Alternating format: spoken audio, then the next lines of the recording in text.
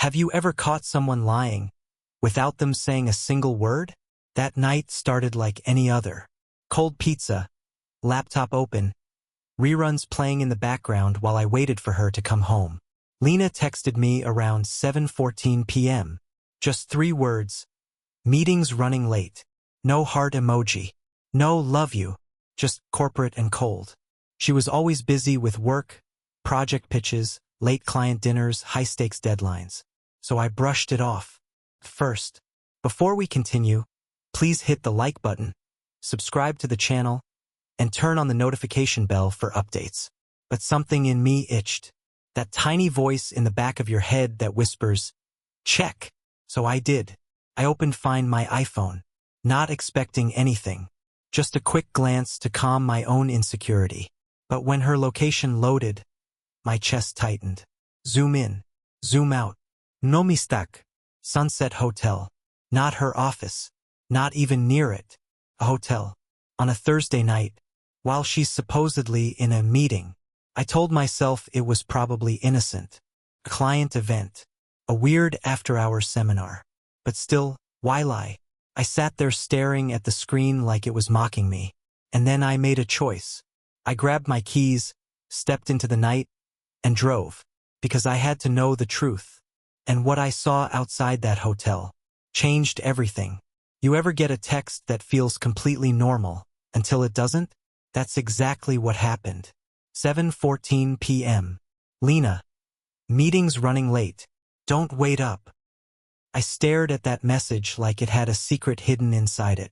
At first glance, it was nothing. Something she said before. But the longer I looked, the more wrong it felt. The phrasing was too clean. Too professional. Like it wasn't meant for me. Like I was on the receiving end of a broadcast, not a conversation. And here's the kicker. She always threw in a kiss emoji. Always. Tonight? Nothing. That's when I remembered Mark. You know the type. Loud laugh. Expensive watch. Way too helpful. He was her team lead at work. Always texting her late. Always showing up in stories she told but swore meant nothing. And maybe I could have let it go. Could have brushed it off, gone to sleep, convinced myself it was just work. But I didn't. Instead, I opened her location. We'd shared it months ago, when she got paranoid after losing her phone at the beach. The map loaded. The little blue dot popped up. And there it was. Sunset Hotel.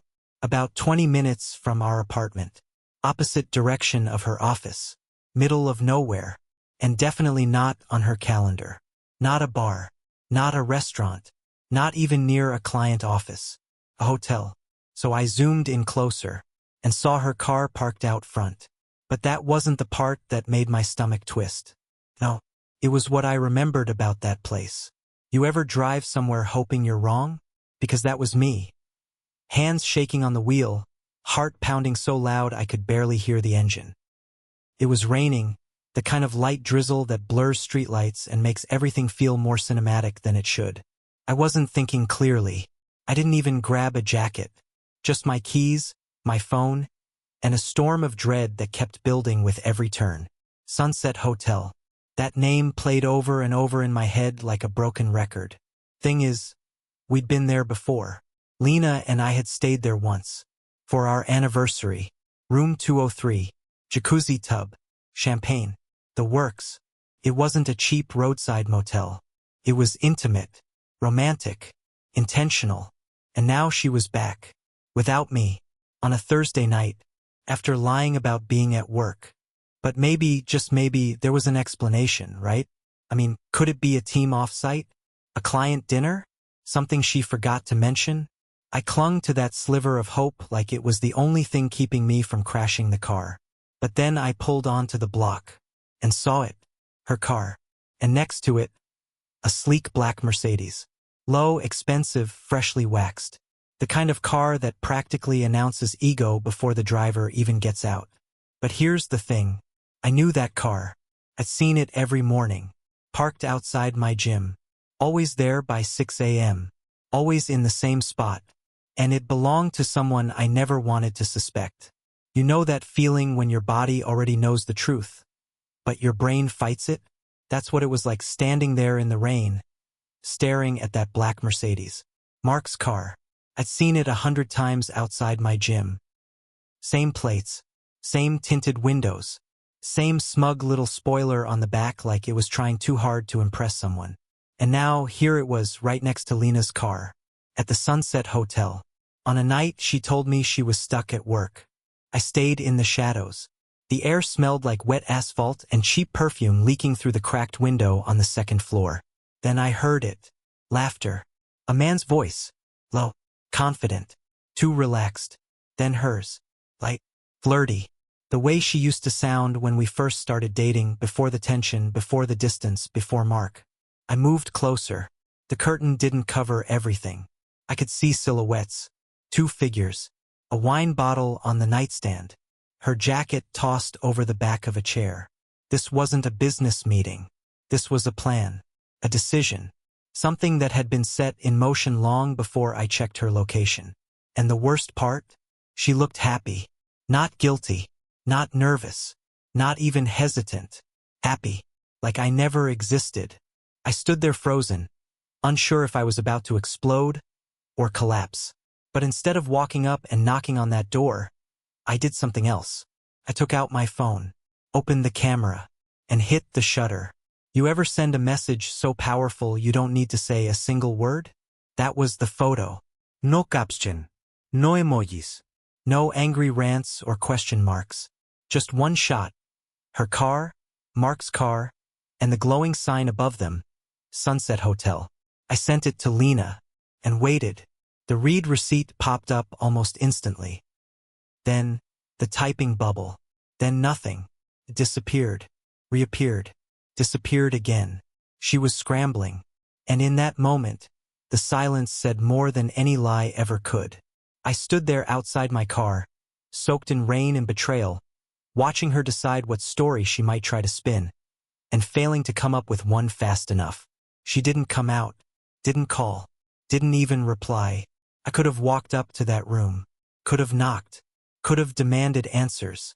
But I didn't, because I already knew what I'd see. I already knew what it would do to me. Truth is, I didn't trust myself to stay calm. And if I stayed, I might have forgiven her. You ever been that hurt? So deep in the lie that part of you wants to believe it anyway. So I left. I got in the car, hands shaking, vision blurred. No music, no words, just the sound of tires slicing through wet streets. And I told myself it was over. But it wasn't, because the next morning, she finally texted back. And what she said, it made the betrayal cut even deeper than the night before. Her message came in at 6:07 a.m. I was going to tell you everything tonight. I didn't want you to find out like this. That was it. No denial. No explanation. Just the kind of half-confession you send when you know it's already too late. Then she added, I was planning to break up with you after the trip. Mark and I. It's been going on for a while. I'm sorry. No, I didn't mean to. No, it was a mistake. Just, it's been going on. Like it was some side project she never mentioned. She had planned everything. The lie, the meeting excuse, the don't wait up. She was already gone. I just hadn't figured it out yet. And the Sunset Hotel? It wasn't a mistake. It was their escape plan. They weren't hiding from me. They just didn't think I'd ever look. Remember how this started? That one message. 3 words. Meetings running late. But behind it was a relationship already dead, a loyalty already broken, and a decision already made. You want to know what hurts most? It wasn't even the cheating. It was how easy it was for her to lie. So yeah, trust your gut. Check the map.